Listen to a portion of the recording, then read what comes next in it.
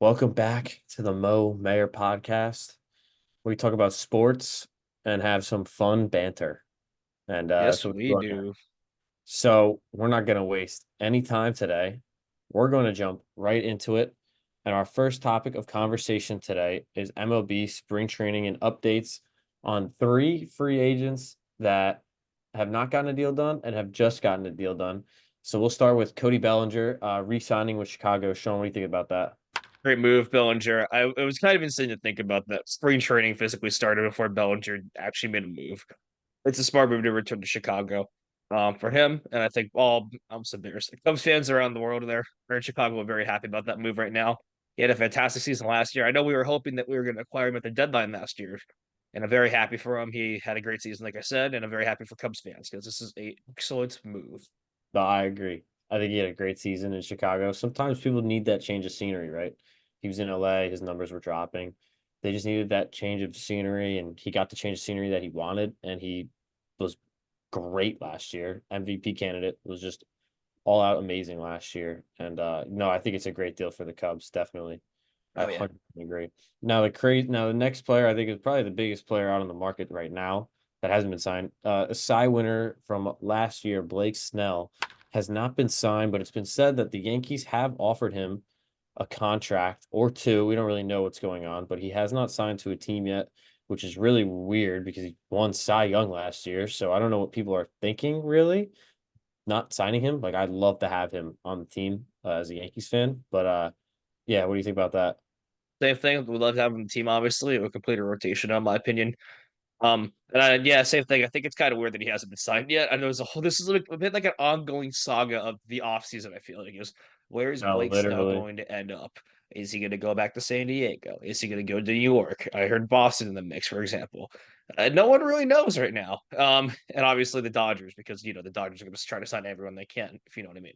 Yeah, Um, all over the but place. yeah, it's been all over the place right now with Blake Snell currently. We can only hope that the Yankees sign him as Yankees fans, but it's I kind of hope insane so. to think that his stock is now slowly beginning to drop contract wise. I think he's beginning to realize that. So I hope he makes a move soon. Yeah, no, definitely. I 100% agree with that. Next up, former Yankee, Jordan Montgomery, still hasn't signed. No, the Yankees were interested in him. I don't know if he's interested in coming back to the Yankees, but he's someone that I was really upset to see him go because I believe Aaron Boone said that he didn't see him in a playoff rotation. He then diced up the Astros in his playoff games, and that's like the Yankees' kryptonite is the Astros. So watching him do that really like did not sit well with me at all, considering our head coach, or I don't know if it was Boone or Cashman said that he wasn't going to be in a playoff rotation, but that wasn't fun watching that. So I'd love to have him back, but will we? Probably not. Yeah, I'd say thing here. I don't really think he's interested in coming back. It really broke my heart when we traded him to St. Louis. I mean, with Diggy Harrison being out of the trade, who's now a Met. Um, and we all thought Bader had a great postseason in 2022. And we all let's be honest here. I would love to see a Jordan Montgomery reunion. He's been around forever. He's been a great clubhouse guy, and he's been a solid starter. And we do need more starting pitching, in my opinion. Like I said with Blake Snell, I would love to see Montgomery come back, but I just don't think he wants to, which makes me really actually really sad because, like you said, it was hard to see him go as a Yankee fan. Yeah, definitely. Because I mean, he especially watching him against the Astros was like, because he was great against them, and it was really, really tough to watch him do that. Oh Not in a yeah, Yankees uniform, especially when that's what we needed.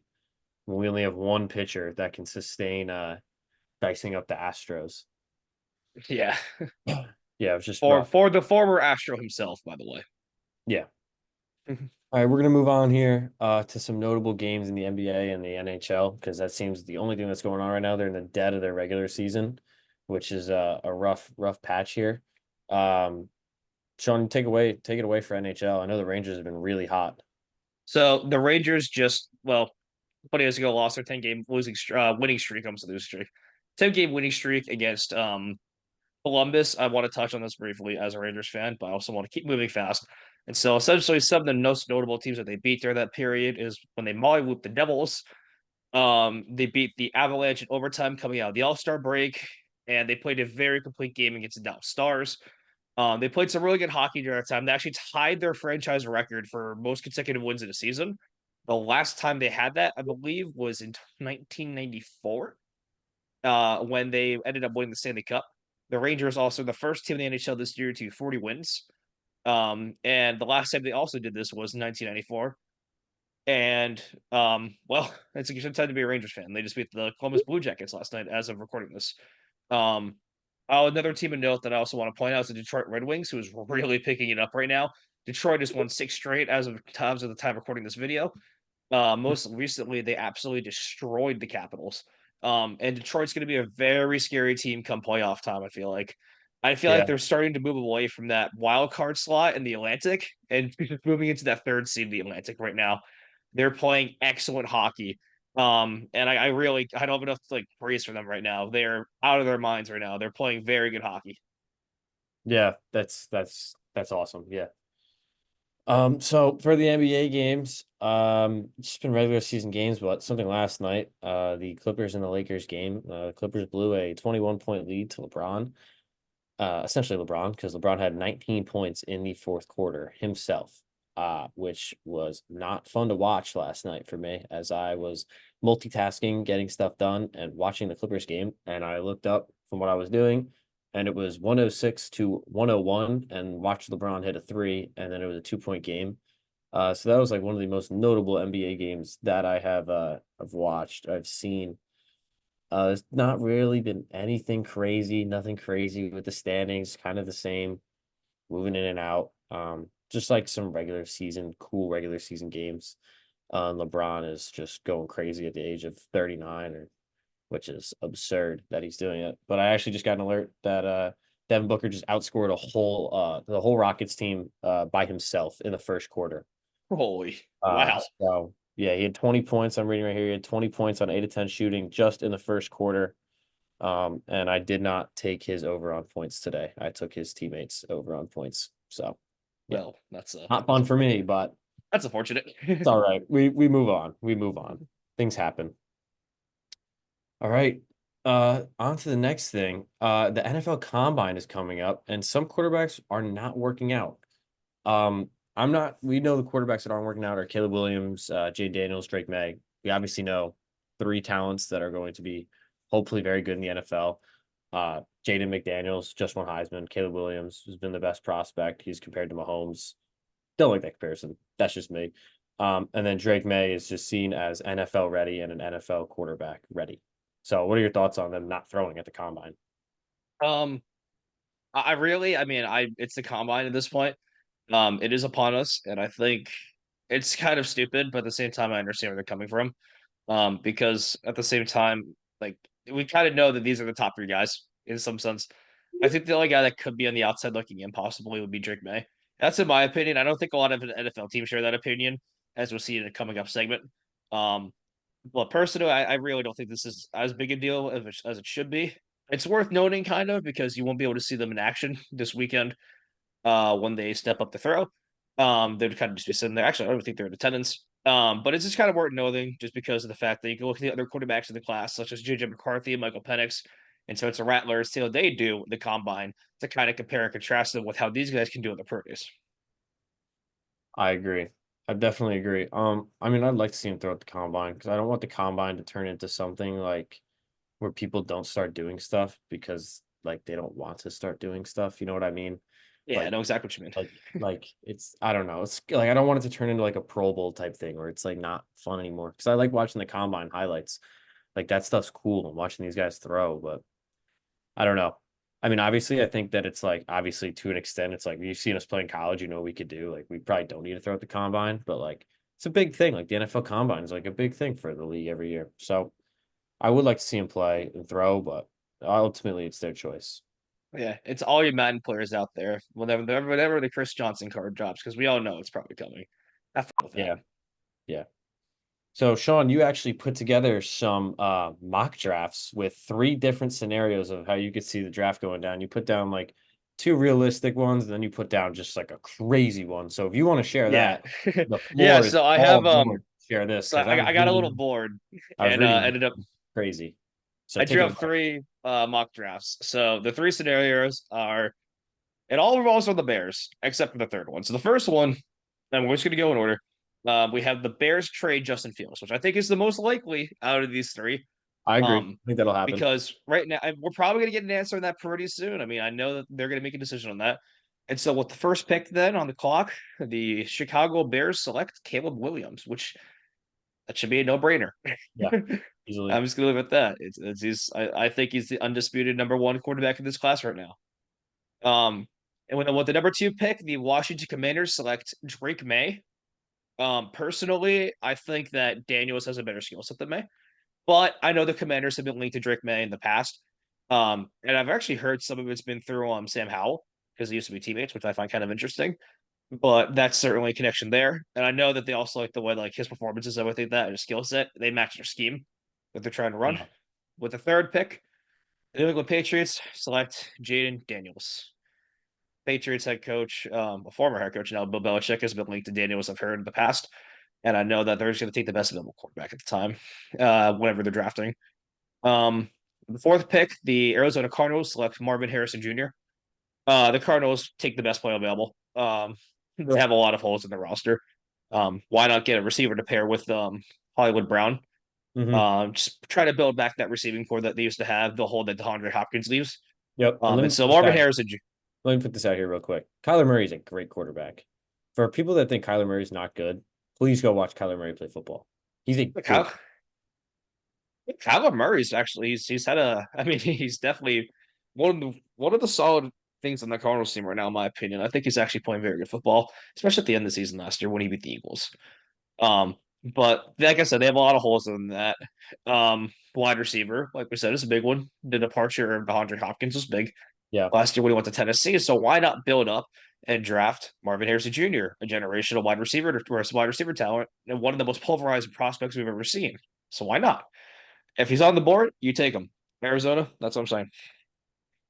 With the fifth pick, the LA Chargers select Brock Bowers.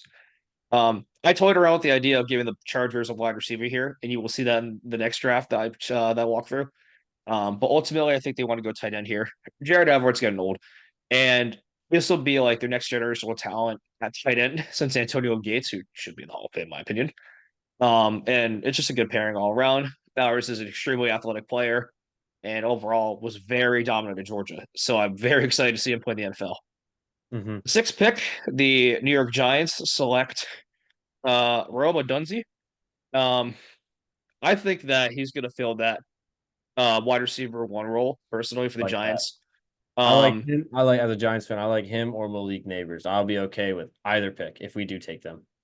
yeah, I just realized I'd accidentally left Neighbors out of this draft, It's of all this good. first You draft. can literally put in Odunze slash Neighbors. Wouldn't be So surprised. I was actually I'll bring that up because I know that's in my next draft. But they're basically 1A, 1B. Well, 2A, Yeah. 2B, I should say, behind Marvin Harrison, in my opinion. Yeah. Seventh pick of the draft, sorry, the Tennessee Titans select Joel Alt, tackle from Notre Dame. Joel Alt's the best tackle, in my opinion, in this draft.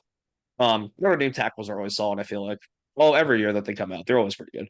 And Alt is um Alt is no different, and he's a very fantastic player. And he's going to be an anchor on the Titans' offensive line. And I feel like they desperately need offensive line help ever since the departure of Tether one. So this is the replacement. With the eighth Yep. pick, the Falcons picking Dallas Turner. The Falcons would not be selecting a quarterback here. I don't think they were going to reach. Um, I don't really see the point of them reaching right now. If anything, they could see them trading back. But I think they also want to help out their pass rush currently. Mhm. Their pass rush was pretty bad last year. It was pretty pathetic. And so selecting the first defensive player off the board and outside linebacker, Dallas Turner, will help a lot with them. With the Mhm. ninth pick, the Chicago Bears up again, picked Terron Arnold, cornerback. The Bears secondary needed some help. So taking the best available cornerback is key. And my New York Jets at 10 select Alu Fashuda. And I think it's just pretty obvious because the Jets desperately need offensive line help. And Definitely. he'll anchor that offensive line for all I know. 100%. That's the first scenario down. First Second scenario. scenario. So the second scenario now, I'm looking here. You have this is if the Bears keep Justin Fields and choose to move on with him instead of getting rid of him and drafting uh Caleb Yes. Williams. Yes. So that's our biggest difference. So that Okay. leaves Take it Caleb away, Williams on Sean. the board and an extra quarterback in your top three available. Yep. So, with the first overall pick, the Bears select Marvin Harrison Jr. Then take the best available talent that's not a quarterback. Marvin Harrison Jr. is going to be there for a long time. Like I said, generational wide receiver talent, polarizing hot prospect, one of the most explosive players we've ever seen, blah, blah, blah, blah, blah, you know. With the Hmm. second pick, the Commanders take Caleb Williams. This is a no-brainer. He's going to be on the board. You take him, he's there. With the third pick, the Patriots still take Jaden Daniels. Same thing, like I said before. Jaden is very highly regarded currently with the staff and the Patriots staff. So they're just going to take him anyway, even though the Drake May, which some may's point is arguably the better prospect, is still on the board. Fourth, Cardinals select Malik Neighbors, arguably wide receiver two in this class. I believe this is where the run on receivers kind of starts. And Yeah. then this is where I switched it up. At five, I had the Chargers picking Roma Dunze, which is the Yep. same thing as before. I think they're interchangeable. And he's going to be there to replace an aging Keenan Allen. Yeah. Six, I had the Giants taking Joe Alt. I think the Evan Neal project is probably coming to an end soon. I So hope they need to so. grab another I think they need to grab another dominant tackle. And he's sitting right there for the taking. Um, Definitely. and with the top three wide receiver targets off the board, I think they're gonna want to go offensive line anyway. Seven, I put the Titans with Brock Bowers because I don't think they're going to give it the chance to take a key component in this offense. I could also see them picking, what's his name, Fushina. But at the Mhm. same time, I think right now they're just going to take Bowers. I think that's available. I actually have a trade for number eight. I have the Falcons trading back. And the Broncos coming up, and I have them setting a massive haul, including their first and second round picks, Jared Judy and Russell Wilson, in That's the only exchange. one. That's the only one I might argue with you. Like, I don't think the Falcons would trade up. Like, they need a quarterback too. Like, Desmond Ritter is not that guy. No, I understand that. I just also think that they believe that they can get a better guy that they want later on the draft. I also Hey, just wanted to quote a trade in my top 10 here. that's fair. I don't Just believe playing around that. with it. Yeah. So then I had the Broncos trading up for Drake May. Okay. Yeah, I don't see Um, that happening, but yeah. Nine, I have the Bears selecting for Shuna. uh-huh. Because they want to basically, like I said, they got their wide receiver already. They're gonna roll Fields. What's the next worst thing on that offense? The offensive line. Yeah. Start fixing it by taking the best available tackle prospect. Same thing with the Then, Giants, like here. yep, same thing. I'll say Faloga. Just the offensive line helps to select best available. Oh, definitely. And this All right, this so one is this my one favorite. is labeled the batshit crazy scenario. So this is Yes. the one where you just kind of freelance this and it came out crazy, and I love craziness. So let's just take it. Just start talking. I gotta hear this. All right. So first pick, we're gonna roll like the series scenario. The Bears gonna keep Justin Fields. They select Marvin Harrison Jr. I'm not gonna win on him. Okay. First, second, and third pick from the last draft remain the same. So Harrison, Williams, and Daniels. Okay. The fourth pick here, I have the Cardinals because they have a lot of assets that they can always acquire, See, now and they're trying to just going to make have sense drafting of best it. available. I have them trading down, and I have the Falcons trading up instead. They're going to send a 2024 first, 2025 first, and 2024 third, and a random player that I couldn't think of for some reason. For the fourth overall pick. The fourth overall pick, the Atlanta Falcons select Drake May. That makes sense to Falcons me. I agree with you on that. The Falcons get their guy, and the Cardinals load up on picks. Win-win for both sides. Yeah. With the fifth pick, the Chargers selecting Brock Bowers, like I previously Yep. explained. Yep. Here's the kicker. Here's the big one. I don't like And so seeing that this stuff. one is the where I deem this scenario most likely improbable No, it because won't I don't happen. see the Giants doing this. And if they do, Giants fans, well, I guess I'll hear how you guys feel. With the sixth pick in the 2024 NFL draft, the New York Giants select JJ McCarthy, quarterback from Michigan.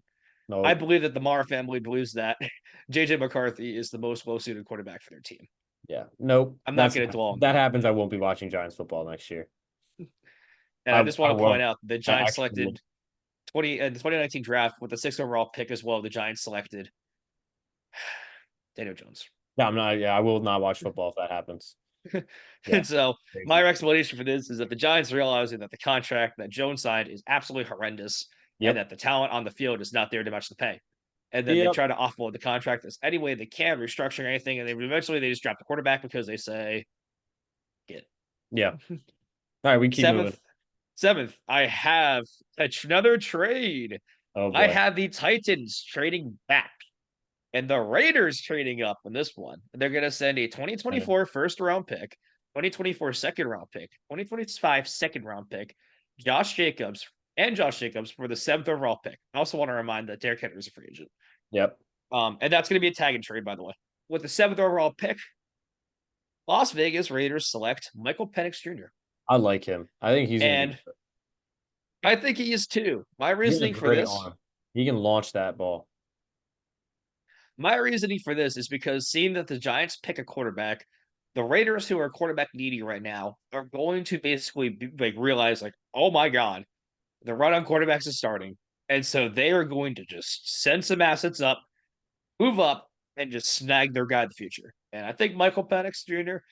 As I saw Washington, he's a very talented player. I think he makes a lot of big plays. I think he is, in my opinion, NFL ready, despite that being an unpopular opinion. I feel like I think he's going to Yep. make a lot of great plays in the NFL. I think he's going to be great, and he just needs a Yep. little bit of time to develop. I think he's No, going to be a I good agree. guy, franchise guy. I agree. With the eighth pick, the Cardinals select Rome Dunzi. Cardinals take their wide receiver one in the future as they see the haul that they can collect from the Falcons. Win-win. Mark, Number 9, I this got is another crazy. trade here. This is crazy.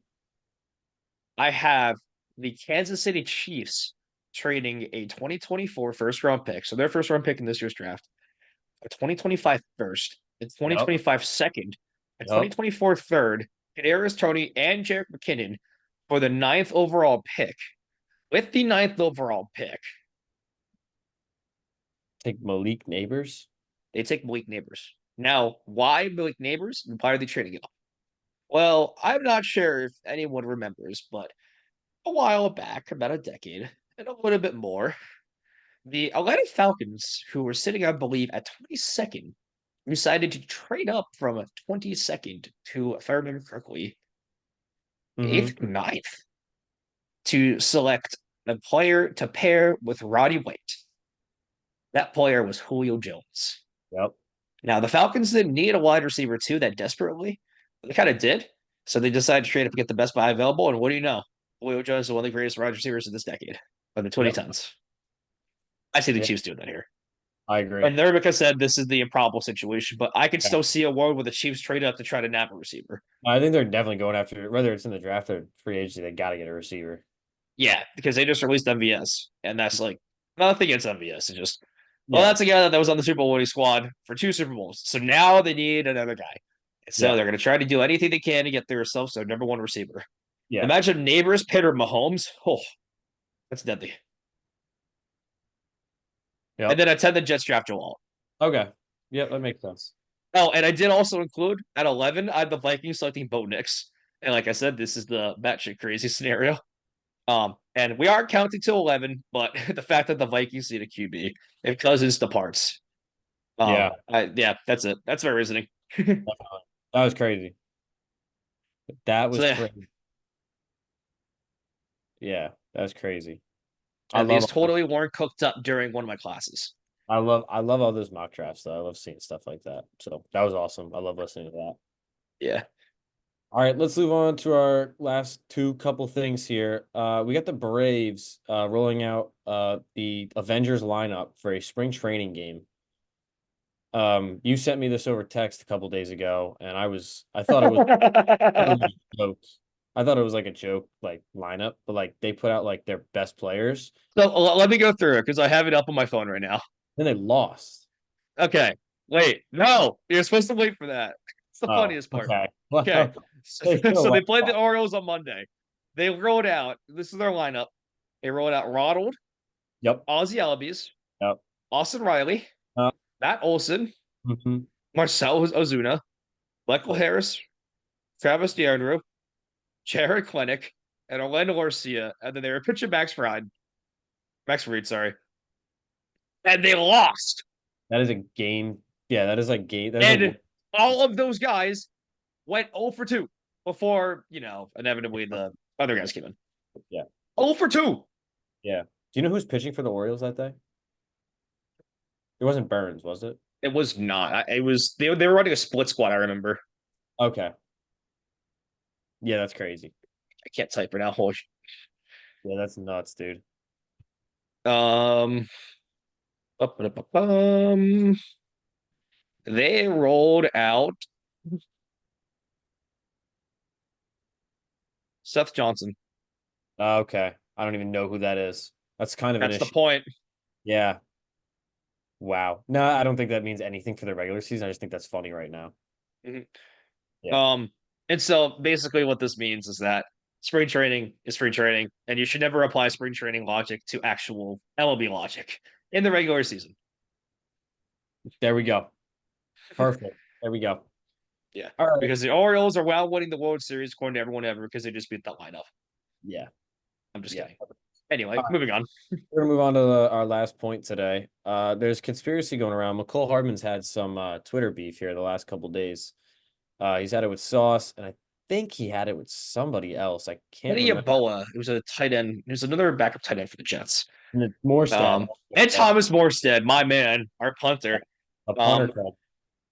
Um, He was going around leaking game plans and complaining about like kind of trashing the Jets and saying that it was like Aaron's world or Aaron Rodgers' world over there, and that everyone was just doing what he said, and he was kind of just trashing the Jets. So I don't really know what you make of that. You're a Jets fan. You probably have looked into this a lot more than I have.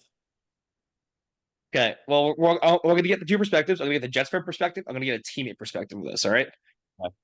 The Jets fan perspective of this is ultimately is the two games that are basically kind of being confirmed that he leaked were the Chiefs game where they lost, but Yeah, it was a very close game. By the way, that was Zach Wilson's best career game, if I remember correctly, or second, one of his best. yeah, Um, but that was a very close game. They played him tight and they played him well.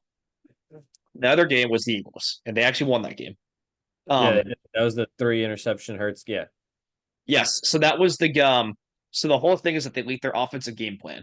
And there's been a lot of jokes about this running around Jets Twitter right now. Like for example, someone said that the elite game plan was just what's his name running up on the big board, Aaron Rodgers. That was Nathaniel Hackett running up and an A and a heart with glitter around it, and that's the game plan. yeah. But essentially, that's like I don't understand like why he would do that from a Jets fan standpoint. I know he's upset with his playing time, but like that's just dumb. You could probably be sued over that. There's probably a lot of legal issues. It's definitely a breach of contract, but Oh, it's definitely. just dumb. So I don't get that. From the Yeah. teammate perspective, oh, I found this out. You're still on my team. I am going to kick your ass over this. I'm going to grill you over this Yeah. because this right here, this is not the standard. This No. is unacceptable. Like I unacceptable on so many accounts. You are a traitor. You are a no good Benedict Arnold lying bastard if you do this on my team. Yeah. No, I saw it on Instagram the other day, and I was like, oh, like at first I think he was like beefing in the comments with somebody or tweeting at somebody, and then I saw like the actual like came out, and I think Sauce said it right. Like Sauce was like he Yeah. stole. First he was beefing with Morstead about his spot getting taken by a rookie and not playing well, and then Sauce was like, well, he was like leaking our game plan and stuff, and I was like, oh wow, like that took like a Twitter normal like little Twitter beef to like, oh my God, like that's tough, that's crazy. Yeah. Yeah, And it just and then Kenny Yeboah got in on it. It was just a yeah, train wreck from there. it was a whole thing. Yeah, yeah, that was nuts when I saw that. I was shocked. Well, I think that that is mostly it this week. We covered most of the news.